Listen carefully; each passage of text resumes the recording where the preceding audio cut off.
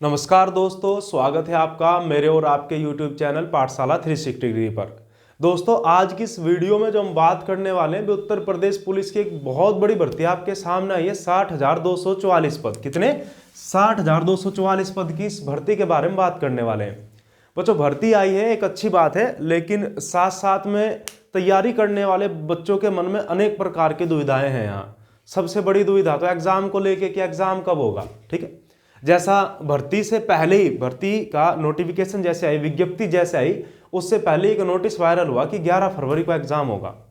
तो वो उस बच्चों ने उसे बहुत ज़्यादा परेशान कर दिया कि बच्चे अभी जो तैयारी कर रहे हैं, तो बच्चों ने एक स्ट्रेटेजी अपनी बनाई हुई है कि एग्जाम एक विज्ञप्ति आएगी और विज्ञप्ति के 3 या 4 माह या 5 माह बाद एग्जाम होगा।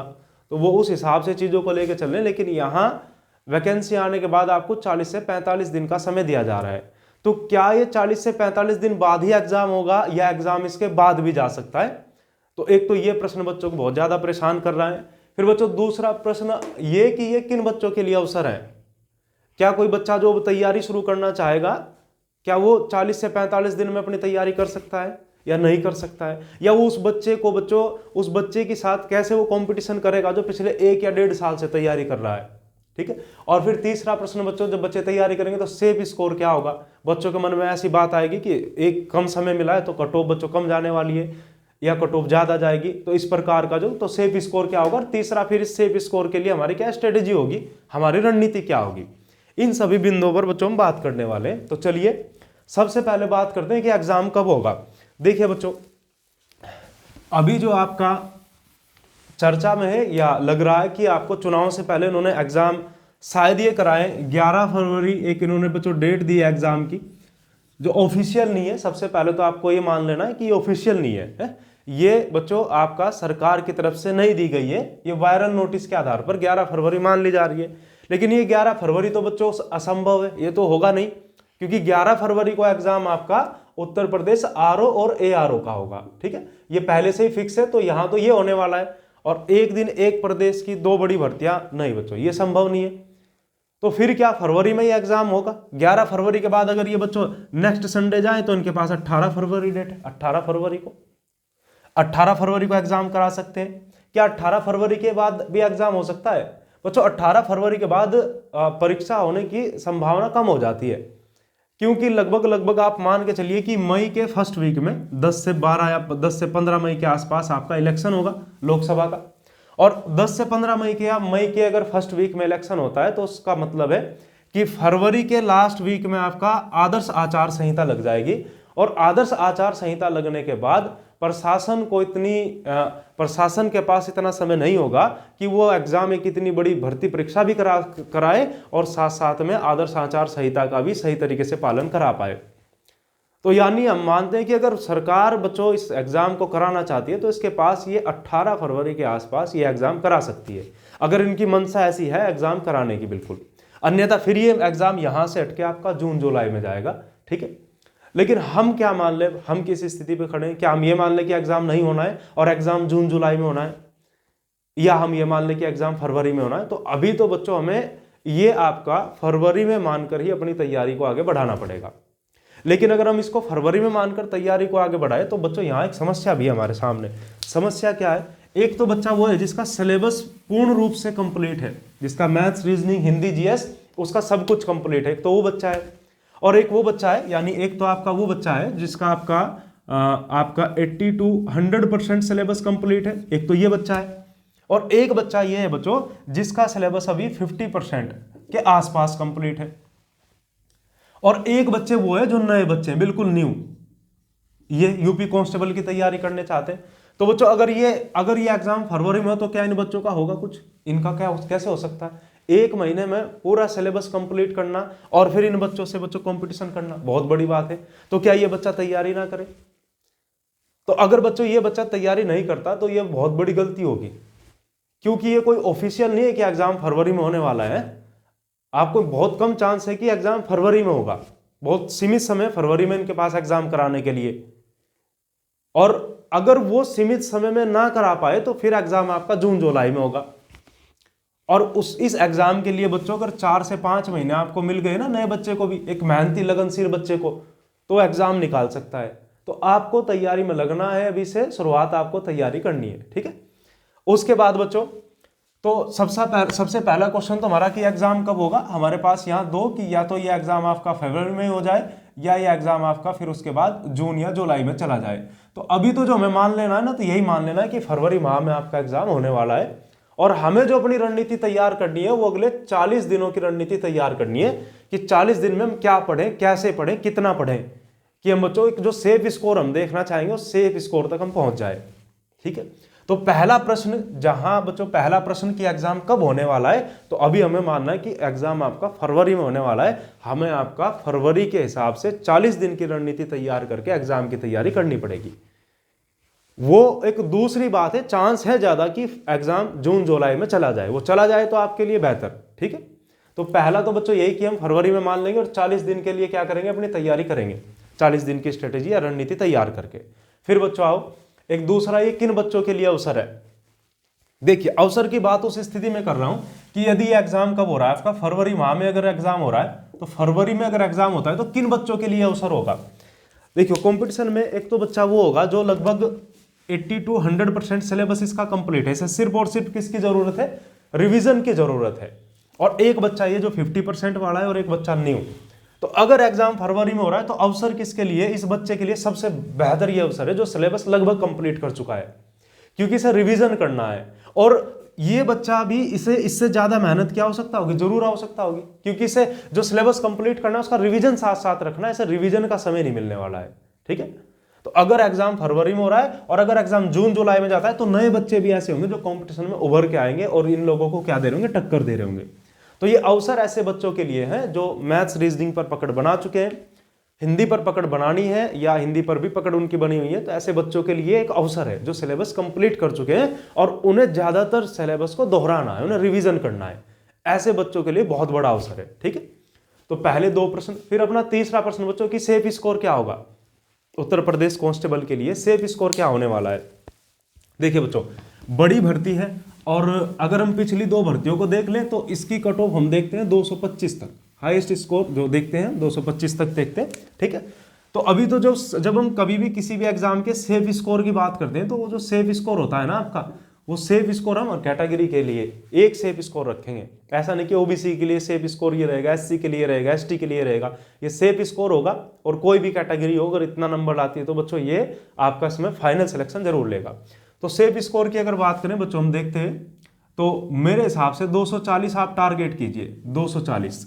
हालांकि ये सेफ स्कोर ना बच्चों कई बार एग्जाम पर डिपेंड करता है, एग्जाम किस लेवल का आता है।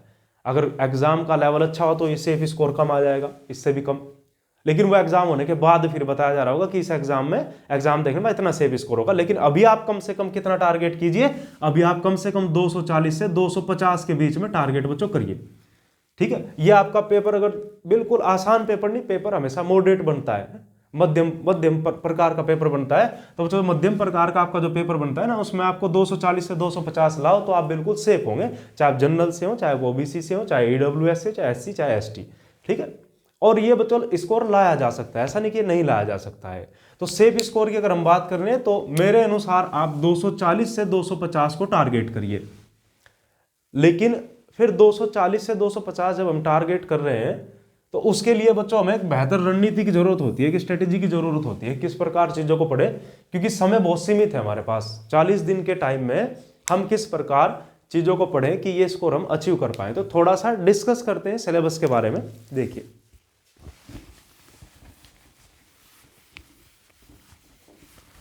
जब बच्चों हम इसके सिलेबस की बात करते हैं, यूपी पुलिस के जब हम सिलेबस की बच्चों बात करते हैं तो इसके सिलेबस को हमने 4 पार्ट में बांट लिया। यहां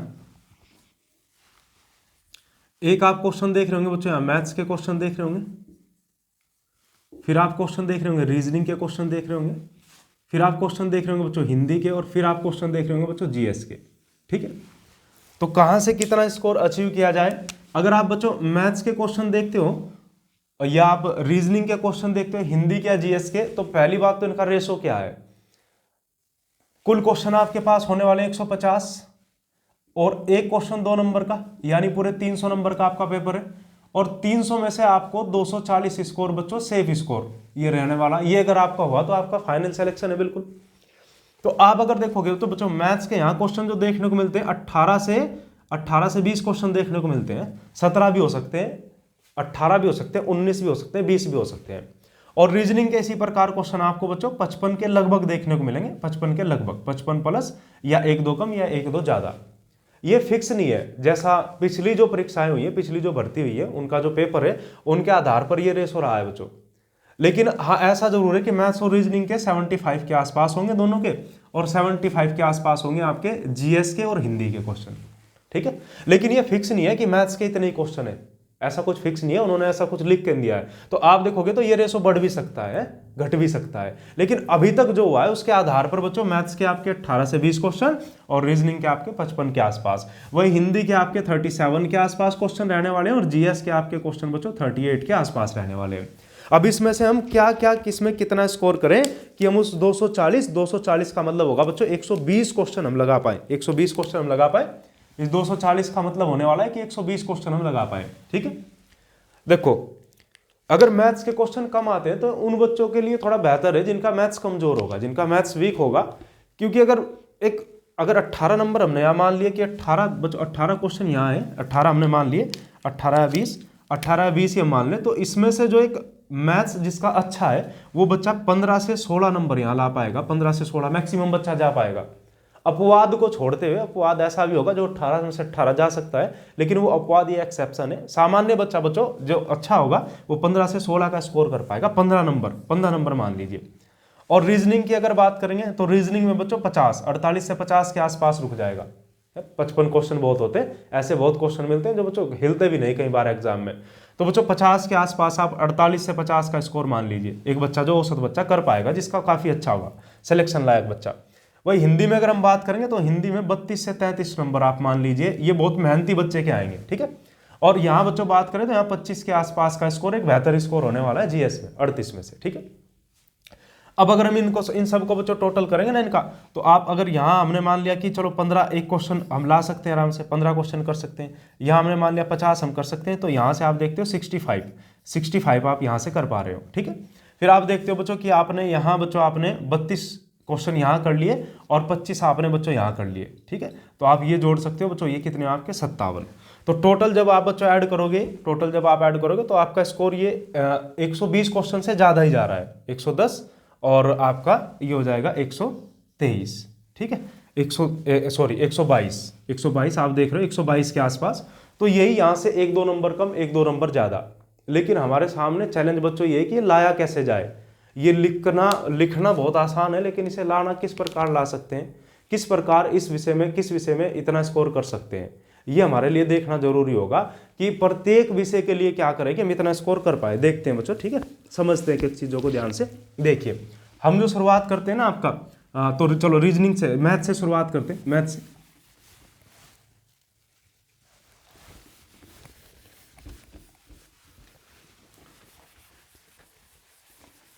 देखिए बच्चों, जब हम मैथ्स की बात करते हैं,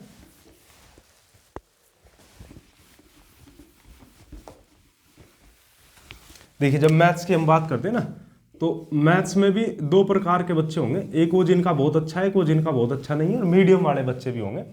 तो मैथ्स में जो आपका अर्थमेटिक पोर्शन है ना, उसके आपने जो जितना भी किया उसका ज़्यादा से ज़्यादा प्रैक्टिस सेट आप लगाइए, ज़्यादा से ज़्यादा क्वेश्चन प्रैक्टिस करिए, और अपनी कैलकुलेशन रखिए थोड़ी फास्ट, कैलकुलेशन बेहतर रखिए, क्योंकि समय बहुत ज़्यादा नहीं है, आपको टाइम मैनेजमेंट भी एक आपके सामने बड़ा चैलेंज होने वाला है, ठीक है।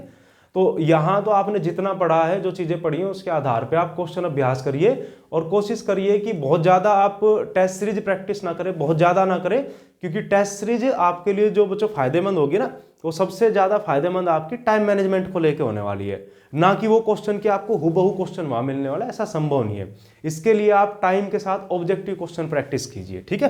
तो आप मैथ्स के लिए क्वेश्चन जो जितने आपके कॉन्सेप्ट्स क्लियर है सभी चैप्टर्स के, आपका अर्थमेटिक के आप एडवांस में जाओगे तो थोड़ा मेंसुरेशन वगैरह बस, ठीक है, 1-2 चैप्टर।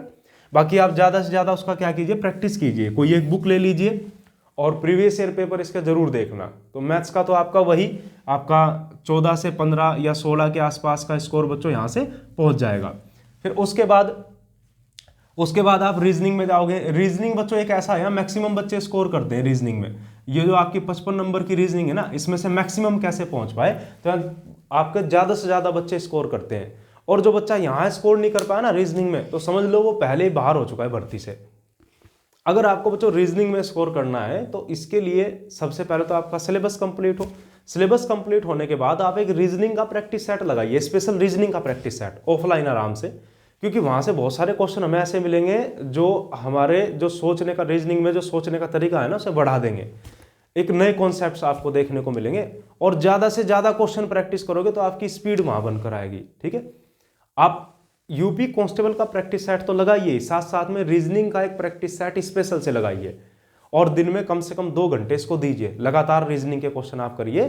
तो अगर आपने 1 महीने तक 40 दिन का समय लगभग आपके पास है और इन 40 दिन में से 30 दिन भी अगर आपने काम लगातार कर लिया तो मुझे नहीं लगता कि आपका स्कोर यहाँ 50 से कम रहने वाला है। रीजनिंग की हम बात कर रहे हैं, रीजनिंग की। ठीक है, उसके बाद बच्चों अगली जो 2 चीजें आपकी हिंदी, क्योंकि रीजनिंग और हिंदी बच्चों दोनों ऐसी चीजें बच्चे स्कोर करते हैं यहाँ पे है। और ये दोनों बच्चों आप देख रहे हो 55 और 37 नंबर ऑफ क्वेश्चंस भी यहाँ से काफी है दोनों से। ठीक है, तो बच्चों जब हम बात कर रहे हैं हिंदी की, अगर हम बात करेंगे तो हिंदी में आप देख पाओगे कि एक तो होगा यहाँ पर व्याकरण वाला पोर्शन, व्याकरण वाला, एक यहाँ पर शब्दकोश वाला होगा और एक यहाँ पर साहित्य, क्योंकि साहित्य के भी बच्चों क्वेश्चन होंगे। साहित्य के क्वेश्चन लगभग वही 5 से 7 क्वेश्चन के आसपास, या 5 क्वेश्चन आप मान सकते हो। तो बच्चों उसके बाद शब्दकोश भी है और व्याकरण भी है। व्याकरण सबसे आसान पढ़ने वाली है बच्चों को। ठीक है, व्याकरण सबसे आसान पढ़ने वाली है। लेकिन अगर आपको हिंदी में स्कोर चाहिए और हिंदी में बच्चों आपको 37 ये जो क्वेश्चन है, यहां से आप सोच रहे हो कि हम 33 34 किसी प्रकार 33 तक पहुंच पाए, तो आपको शब्दकोश पर पकड़ करनी होगी बहुत बेहतर। और शब्दकोश पर पकड़ करने के लिए बच्चों आपको क्या पढ़ना होगा, विलोम शब्द पढ़ने होंगे, पर्यायवाची पढ़ने होंगे। ठीक है, वाक्यांश के लिए एक शब्द, मुहावरे पढ़ने होंगे आपको, तत्सम तद्भव आपको पढ़ने होंगे, शब्दयुग्म आपको पढ़ने होंगे। तो जितना भी शब्दकोश का पोर्शन है इस पर अपनी बेहतर पकड़ बनाने की कोशिश करिए, यही आपको हिंदी में एक अच्छे स्कोर की ओर ले जा सकता है। फिर हम बात करेंगे साहित्य की। तो साहित्य बच्चों आपके पास 40 दिन है, 40 दिन है और 40 दिन में ना आप टारगेट कर लीजिए आज से ही कि मैं 10 रचनाएं रोज पढ़ने वाला हूं, 10 रचनाएं। और 40 दिन तक आपकी 400 इंपोर्टेंट रचनाएं आप कर लोगे तो मुझे उम्मीद है ये जो 5 से 7 क्वेश्चन आएंगे आप 5 से 7 ही लगा पाएंगे, क्योंकि आपको मुख्य मुख्य रचनाएं पढ़नी है। तो ये साहित्य आप कभी भी एक दिन में बैठकर याद नहीं कर सकते। आप सोचते हो कि हमें एक दिन में पूरा साहित्य, नहीं, ये बच्चों असंभव है। ये आपको आज से ही लगाना पड़ेगा, ऐसे ज्यादा टाइम देने की जरूरत नहीं है। अगर आप आज से शुरुआत करते हो, आप इसको 20 मिनट दीजिए आज से, बस 10 रचनाएं रोज हमने याद कर ली और फिर अगले दिन उन्हीं 10 का रिवीजन और अगली 10 उसमें ऐड करी, फिर तीसरे दिन पिछली जो 20 थी उनका रिवीजन और नई हमने 10 ऐड करी। इस प्रकार आप 400-500 रचनाएं बड़े आराम से कर सकते हो अपनी क्षमता के अनुसार। और यही एक तरीका होगा साहित्य को एग्जाम तक कवर करने का। नहीं तो बच्चों ये 5 से 7 नंबर आप अगर आपने समय रहते अभी से नहीं शुरू किया तो बाद में आप पर बोझ तो बनेंगे, साथ साथ में आपका बच्चों एक सरदर्द भी ये बनेगा बहुत बड़ा कि ये हमारा नहीं हुआ है, और इसकी वजह से आपके अंदर निगेटिविटी कहीं ना कहीं पैदा होगी। तो इसको अगर आपको करना है बच्चों तो अभी से शुरू करेंगे, आज से साहित्य की लगभग 10 रचनाओं के आसपास है। जो बच्चे हमसे ऑफलाइन जुड़े हुए हैं तो कोचिंग में नोट्स हैं आपके साहित्य के, वहां से आप 10 रचनाएं डेली निकालिए, याद कीजिए और इसको कंटिन्यू कीजिए। ठीक है, फिर शब्दकोश की अगर बात करूं बच्चों, शब्दकोश में आपको ऑफलाइन जो बच्चे जुड़े उन्हें 2 से 3 दिन में कंप्लीट शब्दकोश प्रोवाइड कराऊंगा और वो बच्चे वहां से उसका रिवीजन जारी रखेंगे। विंटेज कैंपस में ऑफलाइन, विंटेज कैंपस रुड़की में आपको ऑफलाइन प्रोवाइड मैं आपको कराऊंगा ये बच्चों। ठीक है, जो बच्चे ऑनलाइन है, जो यहाँ ऑफलाइन नहीं जुड़े हैं, अगर उन्हें बच्चों शब्दकोश के नोट्स चाहिए प्रॉपर तो बच्चों वो मुझे मैसेज कर सकते हैं इस नंबर पर, व्हाट्सएप पर 8273682470। इस नंबर पर आप मैसेज करोगे तो मैं आपको भी निःशुल्क बच्चों बिल्कुल एक पीडीएफ सेंड कर दूंगा और पीडीएफ में आपके कंप्लीट शब्दकोश होगा। आप उसी को याद करिए, उससे इधर उधर जाने की कहीं कोई आवश्यकता नहीं है, आप बेहतर तैयारी उसके साथ कर पाओगे। ठीक है, व्याकरण की बच्चों, व्याकरण की एक कंप्लीट क्लास लाने की कोशिश की जाएगी, एक मैराथन क्लास लाने की, जो आपका मैक्सिमम चीजें वहां से कवर हो जाए। फिर उसके बाद हमने देखा मैथ्स में हमें स्कोर करने के लिए अभ्यास करना है ज्यादा से ज्यादा जितना हमने पढ़ लिया। रीजनिंग में एक प्रैक्टिस सेट जरूर आप खरीदे, और कौन सा प्रैक्टिस सेट खरीदे बच्चों के लिए ये भी समस्या है, सबसे बड़ी समस्या तो यही है। तो बच्चों वैसे तो ना अगर कोई मार्केट में यूपी कांस्टेबल के लिए स्पेशल रीजनिंग का प्रैक्टिस सेट हो तो बहुत बेहतर है, लेकिन अगर नहीं होता तो रुक्मिणी पब्लिकेशन का प्रैक्टिस सेट एक होता है, वो रेलवे वगैरह के लिए होता है, उसमें रीजनिंग के हर प्रकार के क्वेश्चन होते हैं। अगर वो आपने लगा लिया ना, उसमें इतने क्वेश्चन है बच्चों, इतने क्वेश्चन है, अगर वो आपने लगा लिया ना तो मैं मानता हूं कि आप 55 में से 55 करने की योग्यता रखोगे। रुक्मिणी का एक प्रैक्टिस सेट होता है। फिर हिंदी में बच्चों, क्योंकि हिंदी में ऑब्जेक्टिव क्वेश्चन की बहुत जरूरत हमें पढ़ने वाली है, तो हिंदी में भी अगर आप कोई बुक यूज करना चाहते हो तो एक बुक आपके राजपाल सिंह एक लेखक है, उनकी बड़ी अच्छी बुक है, उसमें आपको व्याकरण से लेकर शब्दकोश से लेकर हर चीज के भरपूर ऑब्जेक्टिव क्वेश्चन मिलेंगे, तो वो क्वेश्चन आप वहां से प्रैक्टिस कर सकते हो। ठीक है, अब ये तीन आपके जो पोर्शन हुए, एक हुआ आपका मैथ्स और एक हुआ आपका रीजनिंग और एक हुआ बच्चों आपका यहाँ से हिंदी वाला पोर्शन, ये हिंदी वाला। ठीक है, इसके बाद आपका जो बचता है ना वो जीएस बचती है, जीएस। और जीएस बच्चों एक, अगर मैं आपसे बात करूं जीएस की, तो जीएस का सिलेबस जितना इन तीन का होगा, ठीक है, इससे भी ज्यादा अकेली जीएस का क्वेश्चन होगा। यानी ये जो 38 क्वेश्चन है ना बच्चों, ये बहुत इंपॉर्टेंट है। और यहाँ ये जो मैं आपको 25 का स्कोर बता रहा हूँ, ये आसान स्कोर नहीं है। आप सोच रहे हो कि 38 में से 25 तो बहुत कम है, बहुत कम नहीं है बच्चों, बड़ा मुश्किल है यार, इतना आसान नहीं है पहुंचना। ऐसे हवा हवा में नहीं हम पहुंच सकते, जैसे रीजनिंग में आराम से स्कोर कर पाएंगे, यहाँ स्कोर कर पाना मुश्किल होगा ऐसा। तो इसके लिए हम क्या करें, इसके लिए देखते हैं बच्चों,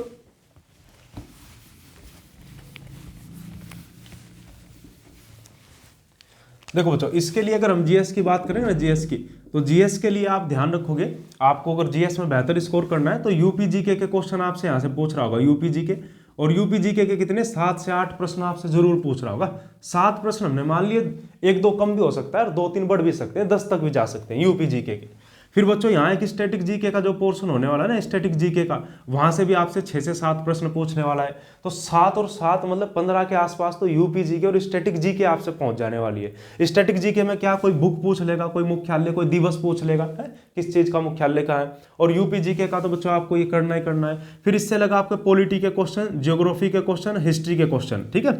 और साथ साथ में आपके करंट के, बहुत ज्यादा करंट नहीं है, जैसे आपका अगर हम बात करें रेलवे, एसएससी या दिल्ली पुलिस जिस प्रकार करंट पूछता है, इस प्रकार का करंट नहीं है बहुत ज्यादा, लेकिन पढ़ना है आपको, बेसिक से क्वेश्चन पढ़ने हैं। ठीक है, जो मुख्य जो घटनाएं हुई है, चंद्रयान हुआ है, आपका क्रिकेट वर्ल्ड कप हुआ है, एशियाई खेल हुए हैं, तो मुख्य जो घटनाएं हैं ये आपको पढ़नी है और उत्तर प्रदेश से रिलेटेड जरूर पढ़नी है। तो पॉलिटी बच्चों, ये अब आपको बहुत डीप जाने की भी आवश्यकता नहीं है, आपको बहुत गहराई में जाके चीजें नहीं पढ़नी है, ऊपर से पढ़ लेना है। जिन बच्चों का ये रिवीजन क्लियर होगा, जिन बच्चों का सिलेबस क्लियर होगा, वो यहाँ प्लस में है, वो प्लस पॉइंट में है। और जिनका ये क्लियर नहीं है, उन बच्चों के लिए सिरदर्दी होने वाली है। क्योंकि बच्चों अगर आप इस 38 में से 25 नहीं कर पाते ना, तो आप सिलेक्शन के आसपास पहुंचना आपके लिए मुश्किल हो जाएगा। क्योंकि इन जो 3 हम देख चुके हैं ना, मैक्सिमम देख चुके हैं, मैक्सिमम, और सेफ स्कोर तक पहुंचने के लिए, तो ये आप इसको टारगेट करके जरूर चलेंगे। इसके लिए जो ऑफलाइन हमारा बैच है विंटेज कैंपस रुड़की में, वहां इसके लिए एक्स्ट्रा क्लास चलाई जाएगी स्पेशल इसी काम के लिए। क्योंकि बच्चों की मैथ्स पर अच्छी पकड़े, रीजनिंग पर अच्छी पकड़े, हिंदी बच्चों की अच्छी है, लेकिन एक तो शब्दकोश पर विशेष ध्यान दिया जाएगा, शब्दकोश और साहित्य पर, और एक बच्चों विशेष ध्यान दिया जाएगा किस पर, आपका जो यूपी जीके और स्टैटिक जीके का पोर्शन है। क्योंकि अगर जीएस में बच्चों में स्कोर करना है तो ये 2 पोर्शन पर तो बिल्कुल हमें काम करना ही करना पड़ेगा। ठीक है, एक बड़ी भर्ती है, इसे आप एक बेहतर रणनीति के साथ ही बच्चों इसमें सफलता पा सकते हो। मन से इस डर को निकाल दीजिए कि एग्जाम इतनी जल्दी है नहीं कर सकते। अगर आपका सिलेबस क्लियर है तो आप एक प्रैक्टिस सेट मैथ्स का, ज्यादा से ज्यादा क्वेश्चन मैथ्स के लगाने की कोशिश करिए। ठीक है, यहां से स्कोर बिल्कुल आपका होगा। रीजनिंग के लिए मैंने आपको बताया, अगर ये आपको प्रैक्टिस सेट मिल जाए रुक्मिणी पब्लिकेशन का, या इससे अलग कोई रीजनिंग का प्रैक्टिस सेट आपको मिल जाए जिसमें केवल रीजनिंग हो, ज्यादा से ज्यादा प्रैक्टिस कीजिए। हिंदी के लिए आपको बताया, आप मेरे YouTube चैनल से भी पढ़ सकते हैं, या अदर भी आप कहीं से पढ़ते हैं, हिंदी की व्याकरण आप पढ़ते हो। शब्दकोश के लिए बच्चों आप संपर्क करोगे मेरे से तो मैं आपको नोट्स जरूर बच्चों प्रोवाइड कराऊंगा शब्दकोश के लिए। और फिर साहित्य तो बच्चों आपको डेली 10 रचनाएं हैं अभी से, अब बीच में अगर आप इसको छोड़ दोगे तो मुश्किल हो जाएगा। और जीएस के लिए बच्चों यहाँ आप यूपी जीके पर थोड़ा फोकस करोगे और स्टैटिक जीके पर थोड़ा फोकस करोगे, और ये आपका जो पढ़ा होगा बेसिक, इसी का आप रिविजन करते रहोगे। ठीक है, तो ये एक आपका कंप्लीट एक स्ट्रेटेजी, कंप्लीट रणनीति, दिन में आप पूरे तरीके से लग जाइए। अपने बाहरी संबंधों को बिल्कुल बंद कर दीजिए, थोड़े दिन के लिए आप बिल्कुल बाहरी संबंध बंद, इधर उधर के काम बंद, और दिन रात अपना लग जाइए इसी भर्ती की तैयारी पर। एक बेहतर मौका है बच्चों जॉब अचीव करने का। अगर ये एग्जाम फरवरी में होता है तो इन बच्चों के लिए मौका रहने वाला है जिन बच्चों का सिलेबस कंप्लीट है। लेकिन ऐसे चांस बहुत ज्यादा नहीं है कि एग्जाम फरवरी में ही होगा, फरवरी में इनके पास एग्जाम कराने के लिए सीमित समय है, क्योंकि फरवरी के लास्ट वीक में ही बच्चों आपका आदर्श आचार संहिता लगनी है, और फरवरी के लास्ट वीक में अगर वो लगनी है तो फिर बच्चों फरवरी में बहुत कम समय इनके पास बचता है। ठीक है, चलिए हम दिन प्रतिदिन मिलते रहेंगे यूपी कांस्टेबल की अलग अलग अपडेट लेकर और क्लासेस लेकर। ठीक है, मिलते हैं बच्चों नेक्स्ट वीडियो में।